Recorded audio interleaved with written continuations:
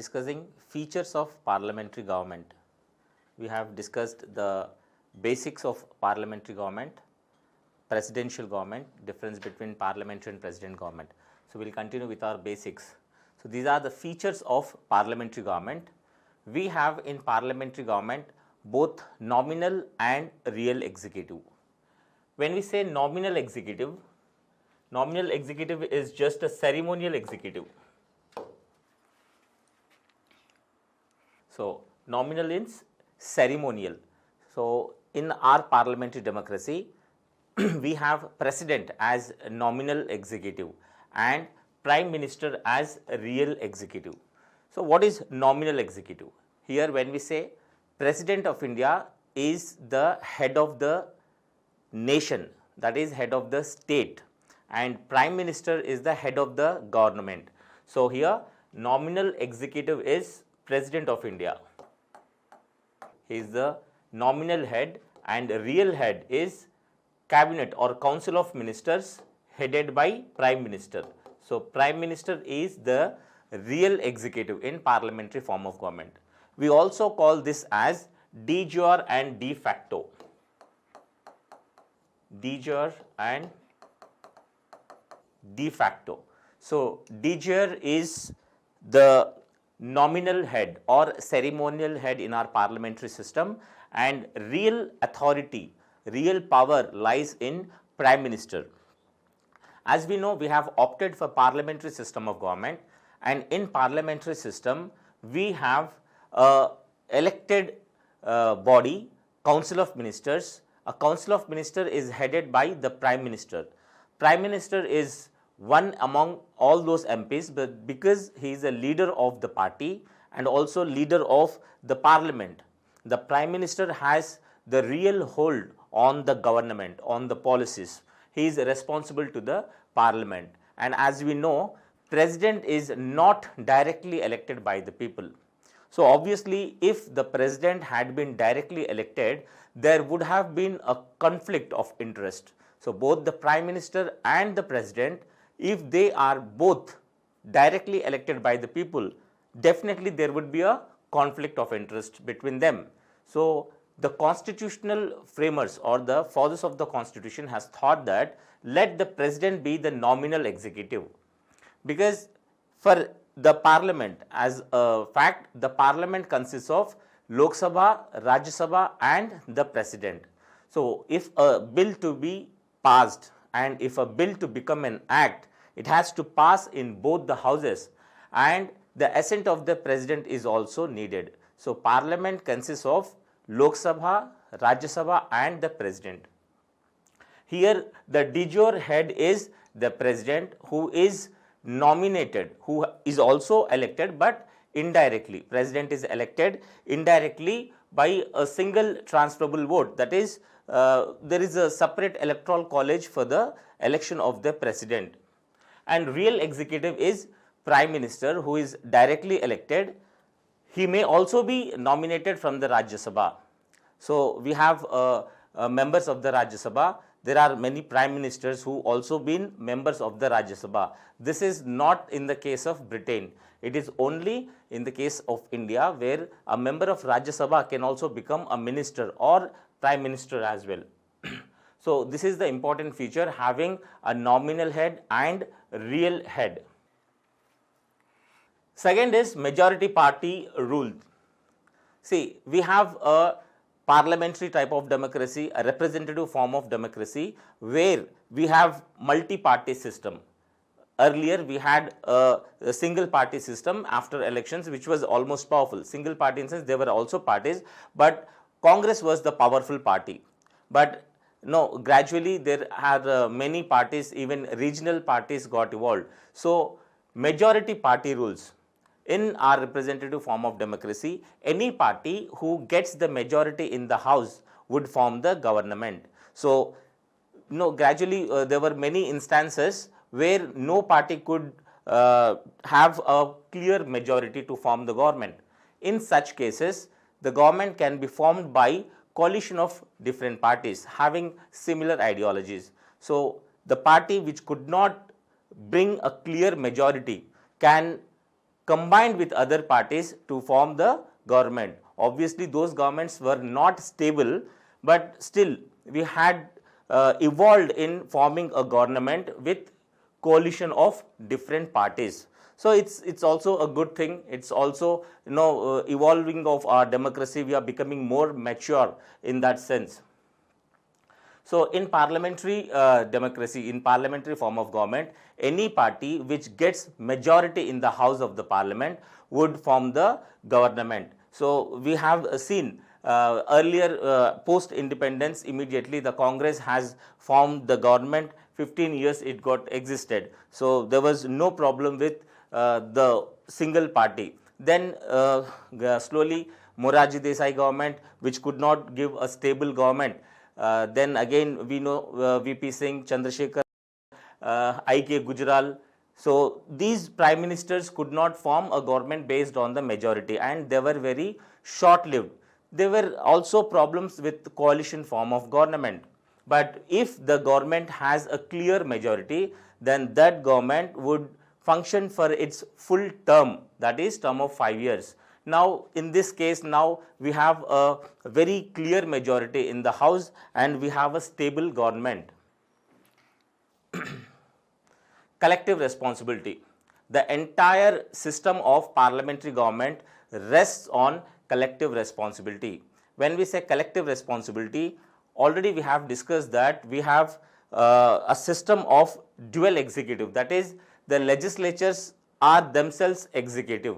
So here the ministers are also the members of the parliament and they are also heading the executive. So they should have a collective responsibility and they are responsible in general to the Lok Sabha, in general to the parliament and in particular to the Lok Sabha. So there have to be a collective responsibility within the members, within the members of that party or that government.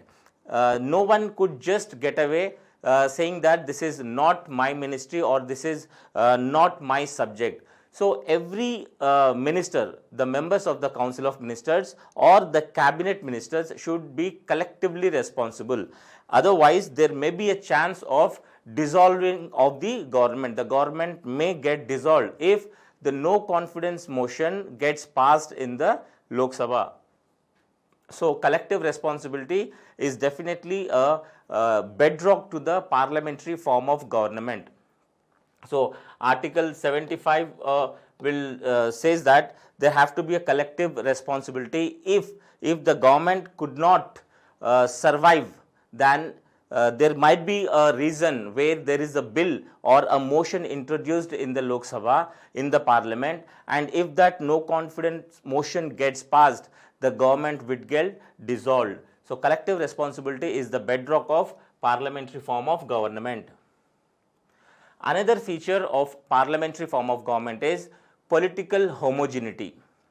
Here when we say political homogeneity, this means the entire executive, all the Council of Ministers, in general, if that party got majority in forming the government, so all those members would come from same political party, having same ideology. So when we say political homogeneity, that is the ideology which runs the party gets contested and that fights in the election, and if that party gets majority, they will form the government, and the leader of that party or the prime ministerial candidate would select the important persons in Council of Ministers and they form the government, and these Council of Ministers will become part of the executive. So generally the thought is, if there is a single party which gets the majority and forms the government, it gives a stability to the government. That is, the thought process or the ideology would be very similar, so that there is no threat to the term of that particular government. So there is a political homogeneity. But in between we have seen there were no clear majority given to any party, and there was a trend of coalition politics. We have seen that there is a trend of coalition politics. We may generally see that we have NDA government, that is National Democratic Alliance government. We also have UPA government, United Progressive Alliance. So these are the coalition bodies where if any single party does not get the majority to form a government, the similar ideologically similar parties would come together and they form the government. There are many other parties who also support from the outside, not including or not participating in the government. So there are many such instances. For example, we have Communist Party. Generally, it has a different ideology, but to give a stable government, the Communist Party would also support the ruling party from outside. So when we say political homogeneity, whoever are the members of that party who wins the elections and come into the parliament would generally have a similar thought, and that would give the government a sense of stability for continuing to its term. So political homogeneity, which is very important in the political system or party system, is also a feature of the parliamentary government. As we say, we have double membership. Again, this double membership is reflecting that a member of the parliament is also a member of the executive. Whoever wins the elections and get elects to the parliament will also be the member of the executive. That is, a person is both the legislature and also an executive. Here we can say that if any person who is not the member of the parliament can also become a minister or part of the executive, provided that he or she should get elected within 6 months from the date of acting as an executive or a minister. So this is the provision we have in our constitution. This provision we do not find in any other constitution, especially in Britain we do not have this. So any person can also become a minister, but within 6 months he or she has to get elected to the either house of the parliament, maybe Lok Sabha or maybe Rajya Sabha. So a person here is primarily a elected person to the Lok Sabha or maybe nominated to the Rajya Sabha or elected to the Rajya Sabha. That person should only be a member in the executive. So that is the meaning of double membership. We have same person acting as a legislature and also executive. As we know, Prime Minister, when we say parliamentary form of government, many political scholars, many political thinkers have also said that the Prime Minister is very significant person in entire parliamentary form of government. As we know, we call presidential form of government, and parliamentary system of government is also called as prime ministerial government, because we know Council of Minister is an executive body, it's a decision making body which is headed by the Prime Minister, and Prime Minister is also the leader of that party. Prime Minister is also the leader of the parliament. So definitely the Prime Minister has a lot of significant role in parliamentary form of government. Prime Minister is the highest executive authority, he is the real executive. So this parliamentary form of government is also called as prime ministerial form of government. So many generally we call Prime Minister as one among all the MPs. But some call that Prime Minister has very important role. He is not one among equal. He is more than that. So definitely in these years we could see that Prime Minister has yielded much power within its hands, and he could influence, the Prime Minister could influence the entire Council of Ministers too. So Prime Minister obviously plays an important role, and he is the leader of the parliament who got a good power within the member of parliament, and he would influence the policies of the government. So prime ministerial form of government is also been referred to parliamentary form of government. Here when we say dissolution, generally as we have bicameralism in Indian parliament, we have Rajya Sabha, which is upper house, and we have Lok Sabha, which is directly elected by the people. So the Rajya Sabha is permanent body. As we know, Rajya Sabha is permanent body. Every person elected to the Rajya Sabha has a term of 6 years. So we know Lok Sabha is a body which is a powerful body in the parliament. But if there is any loss of majority, or if the government could not prove its majority, the Lok Sabha could be dissolved, or the Prime Minister could also ask the President to dissolve the House, and then they could go for elections. So the Lok Sabha is not a permanent body. Lok Sabha runs only until there is a sufficient majority. There is the majority or confidence in the lower house. So the dissolution of the Lok Sabha can also be happen when the government loses its majority. It may be due to various reasons. Might be there be a defection of members to other parties, or in between the support can be withdrawn. In the coalition politics, the support could be withdrawn by other parties. So there may be various reasons, or the opposition party could introduce no confidence motion in the Lok Sabha, and if such motion is passed, then definitely the government loses its majority and the house gets dissolved. So Lok Sabha is subject to dissolution, and Rajya Sabha is a permanent body. Rajya Sabha cannot be dissolved. So this is also a feature of parliamentary form of government. Secrecy, this is a very important thing, because as we know, the important policies or important strategical policies formed within the government, and all the ministers will generally take the oath, and secrecy is very important in parliamentary form of government. Most of the ministers are involved in very strategic decision making, so they cannot just open their mind, and that is why we know the cabinet meetings are very important. Cabinet meetings are very strategic meetings where highest level decision making would generally evolve. So secrecy is not opening their mind in front of the common people. They should have a very important or significant role to play. The members maintain secrecy, and for that they will take the oath also.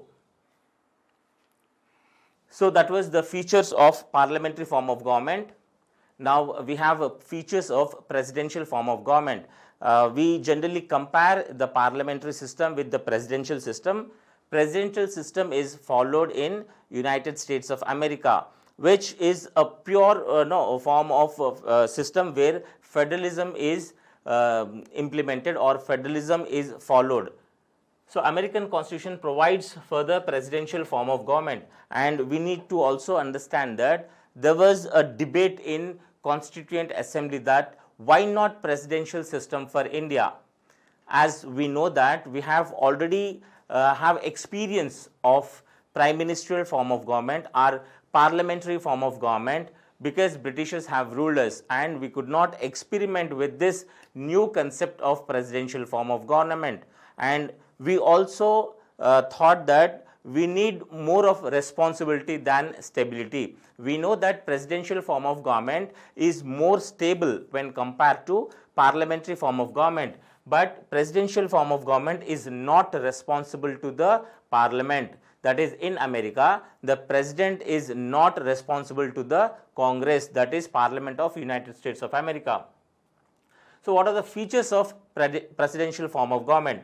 As we know, in parliamentary form of government, we have a nominal head and a real head. That is, nominal head is President of India, and real executive, that is real head, is Prime Minister of India. But here in presidential form of government, there is nothing like nominal head and real head. The only head we have is President of America.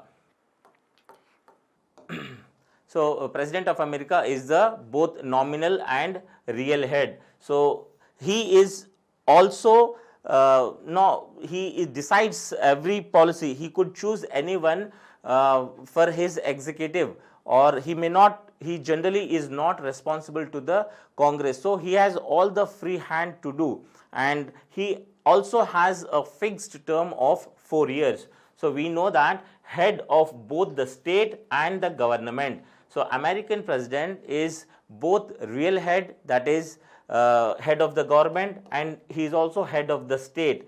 In our case, in India, President is the head of the state and Prime Minister is the head of the government. But here single person, that is President of America, is head of both state and the government. The next is the American president is elected by a special electoral college for a tenure of 4 years. He has a tenure of 4 years. We have a process of impeachment where the president could be impeached for a grave constitutional mistake, but generally the president enjoys a term of 4 years because as we know, they are not responsible to the Congress, they are not responsible to the legislature, and here the president would generally enjoy 4 years because there is nothing like no confidence motion which could be introduced in the Congress or Senate. Here the president is elected by an electoral college which generally gets dissolved after the elections of the president. Once the election of the president is over, the electoral college would be dissolved. We also have a separate electoral college to the President of India, but it is a permanent body. We know the electoral college of President of India consists of the members of Parliament and members of the state legislative assemblies. So we have a special concept called kitchen cabinet. Kitchen cabinet is a very powerful body within the departmental secretaries. That is, the departmental secretaries will hold a very prominent position. The President of America have a free hand to choose anyone to be a part of his executive. So kitchen cabinet is a very core group who advises on the policies of the government. We do also in India have the concept of kitchen cabinet, where within the cabinet we have a small core group very close to the Prime Minister who advises on various policies. They may not be from cabinet, they may be from outside also, expert of subject matters, expert on international relations or expert on science and technology. As such, they can be form a kitchen cabinet. So kitchen cabinet is a core group within the cabinet which has a very significant role in advising the president in this case. So kitchen cabinet forms a feature of both presidential and parliamentary form of government. So as we know, president is free to bring anyone of his choice to form a part of their executive. So we call them as secretaries. So president and secretaries are not responsible to the Congress. Here Congress means Congress is the legislature or the Parliament of the United States of America. So president, as we have in India, Prime Minister is responsible for the Parliament. He is responsible to the Parliament, but here President of America is not responsible. Neither President nor secretaries are responsible for the Congress for their acts. We know in India, Prime Minister and the Council of Ministers are responsible to the Parliament in general and are responsible to the Lok Sabha in particular, because most of the motions are introduced in the Lok Sabha. Otherwise, we can also say that the Lok Sabha is the directly elected body. So the parliamentarians are responsible to the people. Here the president is not responsible for his acts to the Congress. As we know, the House of Representatives is the lower house of the Congress, and Senate is the upper house of the Congress, that is Parliament of the America.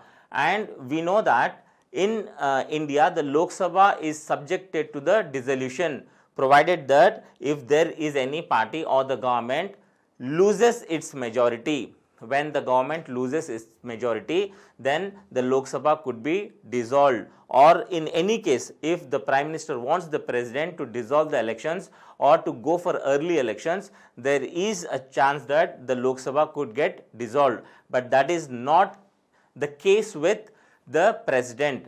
So here in America, the House of Representatives, that is lower house of the Congress, is not subjected to dissolution. So this is an important feature of presidential form of government. That is the reason why we call that presidential system of government gives more stability. It is not responsible to the parliament, but obviously it gives a stability to the government. As we have in India, in parliamentary form of government, there is a dual membership, as we call that as dual membership, that is the legislature is also part of the executive. Here in America, we do not have a system like that, because Congress, the members of the Congress are not part of the executive here.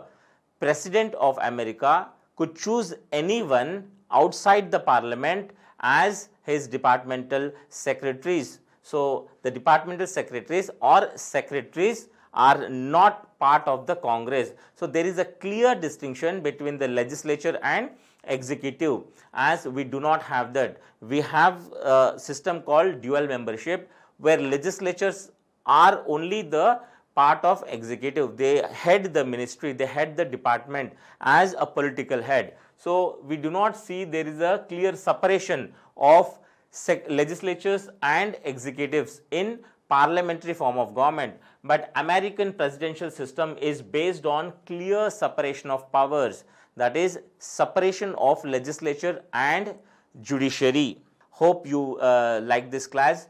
Please do watch my videos. Thank you.